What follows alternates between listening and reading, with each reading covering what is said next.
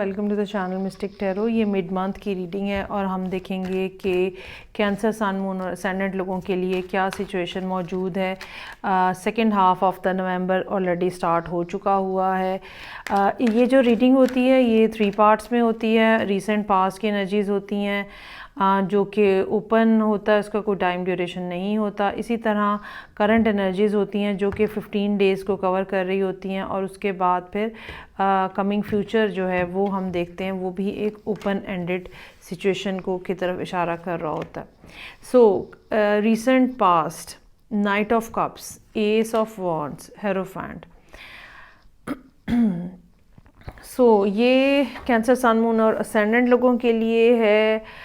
अच्छा जी, यहाँ पे यकीनन जाने अब ये किसके साथ रेजोनेट करेगी और किसके साथ नहीं करेगी, लेकिन बहरहाल जो सूरत हाल है वो ज़रूर मैं एक्सप्लेन करती हूँ आपको। आप ये समझ लें कि ये मामलात जो हैं ये कोई अप्रैल के अराउंड हुए होंगे, जहाँ पे कुछ नई स्टार्ट होता हुआ कुछ नज़र आ रहा है। और ये जो नया स्टार्ट है, अगर ये रिलेशनशिप के हवाले से है तो ये एक स्पिरिचुअल, एक ऐसा रिलेशनशिप जो स्टार्ट तो शायद रोमांस पे हुआ है लेकिन स्पिरिचुअल कॉनोटेशन के साथ ये आगे बढ़ता हुआ नज़र आ रहा है। अच्छा, यहाँ पे ये दोनों लोग जो हैं इनमें कुछ फायरी एलिमेंट भी नज़र आ रहा है और कुछ वाटर साइन का एलिमेंट भी नज़र आ रहा है। और ये दोनों लोग जो हैं ये एक दूसरे की तरफ बहुत ज़्यादा इन्वॉल्व या बहुत ज़्यादा अट्रैक्टेड नज़र आ रहे हैं। लेकिन समझने की बात ये ज़रूर होगी कि ये रिलेशनशिप जो है जो स्टार्ट हुआ है और काफ़ी तेज़ी से फ्लरिश होने का इसका इम्कान है, तो ये इसमें कुछ ना कुछ ऐसा फैक्टर मौजूद है जहाँ पे एक शख्स जो है वो दूसरे को सिखाता है, और या ये कह लें कि दोनों लोग जो हैं वो एक दूसरे को कुछ ना कुछ सिखा रहे हैं और एक दूसरे के साथ ग्रो कर रहे हैं। और ये यकीनन किसी भी रिलेशनशिप को स्ट्रॉन्गर बनाने के लिए बहुत ही ज़्यादा ज़रूरी फैक्टर होता है। सो कुछ प्रॉब्लम नहीं नज़र आ रही मुझे यहाँ पे। अच्छा जी, कमिंग जो अभी ये 15 डेज़ का टाइम ड्यूरेशन है, टेम्परेंस, 6 ऑफ सोर्ड्स और नाइट ऑफ पेंटिकल्स। जो बिगिनिंग में थोड़ी कुछ तेज़ी थी या कुछ तेज़ मामलात थे, अब वो इन 15 दिनों के अंदर बहुत जैसे सब्र और सुकून और पेशेंस और एक पॉजिटिव अंदाज में आगे बढ़ने की सूरत हाल है यहाँ पे। ये ना सिर्फ दोनों लोग जो हैं वो एक ही डायरेक्शन में मूव करें। बाज़ दफ़ा क्या होता है कि हम किसी से भी मिलते हैं या हमारा रिलेशनशिप किसी से भी डेवलप होता है, तो लोग जो हैं, दोनों लोग जो होते हैं वो ऑपोजिट डायरेक्शंस में जा रहे होते हैं या ऑपोजिट माइंडसेट के साथ होते हैं। लेकिन यहाँ पे ये दोनों लोग जो हैं एक ही तरह के एट्रीब्यूट्स जो हैं उसको शो कर रहे हैं, जिसमें पेशेंस है, एंड्योरेंस है, जिसमें जो आपने प्रीवियसली अपनी पहले की ज़िंदगी में जो सबक सीखे हुए हैं उनकी रोशनी में चीज़ों को आगे बढ़ाना है, चीज़ों को ग्रेजुअली आगे बढ़ाना है और एक सस्टेनेबल किस्म का रिलेशनशिप जो है वो इस्टेब्लिश करना है। ये सारी बातें जो हैं वो यहाँ पे नज़र आ रही हैं। जहाँ तक एस्ट्रोलॉजिकल पॉइंट ऑफ व्यू का ताल्लुक़ है, आई होप आपने मेरी रीडिंग देखी होगी लूनर और सोलर एक्लिप्स के ऊपर। सो एस्ट्रोलॉजिकली जो ये एक्लिप्सेस लग रहे हैं, ठीक है, ये कैंसर असेंडेंट लोगों के लिए 5th और 11th हाउस के ऑर्बिट के ऊपर लग रहे हैं। सो वो सारे मामलात जो आपकी हॉबीज़ हैं, वो सारे मामलात जो आपके बच्चों के मुतल्लिक़ हैं, वो सारे मामलात जो आपके कॉन्शियस माइंड के हवाले से हैं, वहाँ पे कुछ स्ट्रेस का फैक्टर जो है वो नज़र आ रहा है, ख़ास तौर पे 19th को जो एक्लिप्स है उसके हवाले से। सो सब्र और बर्दाश्त, एक गौर और फ़िक्र करना, चीज़ों को माइन्यूटली ऑब्ज़र्व करना, ये बहरहाल आपको ज़्यादा करने की ज़रूरत होगी। ना सिर्फ ये बल्कि जो भी मामलात आपकी ज़िंदगी में इस टाइम पे अहमियत के हामिल हैं उनके ऊपर एक सोचा समझा लाए अमल के साथ आगे बढ़ने की ज़रूरत होगी। हैप हैज़र्ड किस्म की बातें, हैप हैज़र्ड किस्म के एक्शंस, इम्पल्सिव किस्म के डिसीजंस, ये सब जो हैं ये आपको नुकसान पहुँचाएंगे। वो सब लोग जो कि जिनके जायचे की डिग्री जो है वो 0 से लेके 10 तक है, वो इस सारी ड्यूरेशन के अंदर कुछ ना कुछ उनको प्रॉब्लम्स जो हैं वो फेस करने पड़ेंगे, या तो आपके जायचे की डिग्रीज़ ये हो या कोई इंपॉर्टेंट प्लैनेट जो है वो इन डिग्रीज़ के अंदर मौजूद हो, तो यकीनन आप कुछ ना कुछ सफरिंग जो है वो एक रहेगी, प्रॉब्लम जो है वो रहेगी। लेकिन ये बहरहाल बात जो है वो बड़ी स्पेसिफ़िक है और आपके अपने पर्सनल चार्ट के हवाले से ही हो सकती है।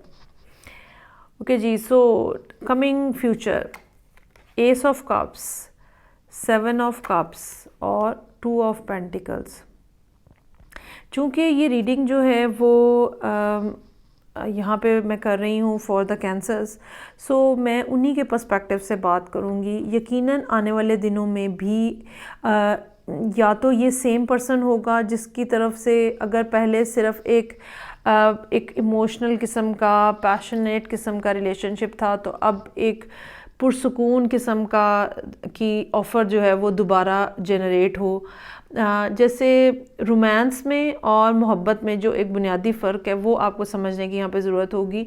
सो अगर पहले कोई रोमांटिक ऑफ़र थी, तो अब एक मोहब्बत की ऑफ़र है जिसके अंदर बड़ा यकीन होता है और बड़ा एक सूदिंग किस्म का वो इफ़ेक्ट दे रही होती है, ठीक है। उस किस्म की हाइपर एक्टिव एनर्जी नहीं होती है जो कि हम पैशन के साथ एसोसिएट करते हैं। सो ये सेम पर्सन भी हो सकता है, लेकिन डजंट नेसेसरी कि ये सेम हो, ये कोई एक और नया पर्सन भी हो सकता है जो कि आने वाले दिनों में आपके सामने आएगा। अच्छा, चूँकि नेक्स्ट जो कार्ड है वो 7 ऑफ कप्स का है, जो कि मल्टीपल ऑप्शंस की बात करता है, जिसमें आपको कन्फ्यूजन है कि किसको चूज़ किया जाए। सो आई रियली फील कि आपको जिस तरह पहले एक ऑफ़र आई है, इस तरह एक नई किस्म की ऑफ़र आए, एक नए किस्म की मोहब्बत की ऑफ़र है किसी नए शख्स की तरफ से, जिसकी वजह से आपको सोचने में, समझने में डिफ़िकल्टी हो कि अब मुझे क्या करना चाहिए, आया कि इस पैशन को चूज़ करना चाहिए या इस मोहब्बत को चूज़ करना चाहिए। और नज़र ये आता है कि आपकी ये डिफ़िकल्टी कुछ अरसा कायम रहेगी और आप कन्फ्यूजन का शिकार रहेंगे कि मुझे क्या चीज़ चूज़ करनी है। सो एक तो ये एक्लिप्सिस का सीज़न निकल लेने दें, दूसरा ये कि अपना माइंड जो है वो क्लियर करें। आपको पता होना चाहिए कि आपकी रिक्वायरमेंट्स क्या हैं, आपके ऑब्जेक्टिव्स क्या हैं, आपको रिलेशनशिप क्यों बनाना है। जब आपके सामने ये सब चीज़ें मौजूद होंगी तो तभी आपको ये समझ आएगी कि आपकी डिमांड क्या है या आपकी ज़रूरियात क्या हैं, और फिर तब आपको पता चल सकेगा कौन से शख्स जो है वो आपके लिए ज़्यादा इम्पॉर्टेंट है। बाकी ओवरऑल जो सूरत हाल है काम के हवाले से, उसमें कोई बहुत ज़्यादा मुझे डिफ़िकल्टी नज़र नहीं आ रही, कोई चीज़ इतनी प्रॉब्लमेटिक नज़र नहीं आ रही। मामलात जो हैं ओवरऑल स्मूथली गुज़र रहे हैं।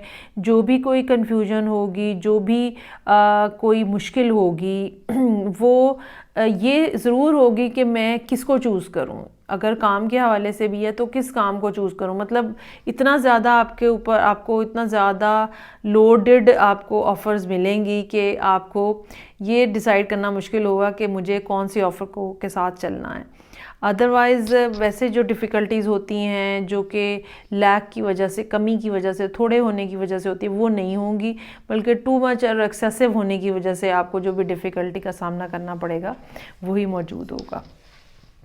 सो ये थी रीडिंग। ओवरऑल अच्छा है, पॉजिटिव है, कोई ख़राबी नज़र नहीं आ रही है मुझे। ये थी जो कि कैंसर लोगों के लिए थी, कैंसर सन, मून और असेंडेंट लोगों के लिए। अपने फ़ैसलों के बारे में ज़रा मुहतात रहिएगा, सोच समझ के फ़ैसला कीजिएगा, क्योंकि मैंने आपको कहा कि 5th हाउस आपका जो है वो नज़र आ रहा है कि जो एक्लिप्स से इफ़ेक्टेड है।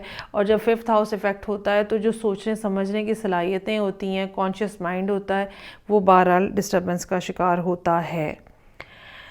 ठीक है जी, फ़ीडबैक का मुझे इंतज़ार रहेगा और मैं आपसे नेक्स्ट रीडिंग से फिर मिलूँगी। तब तक के लिए अपना बहुत ज़्यादा ख्याल रखिएगा। खुदा हाफ़िज़।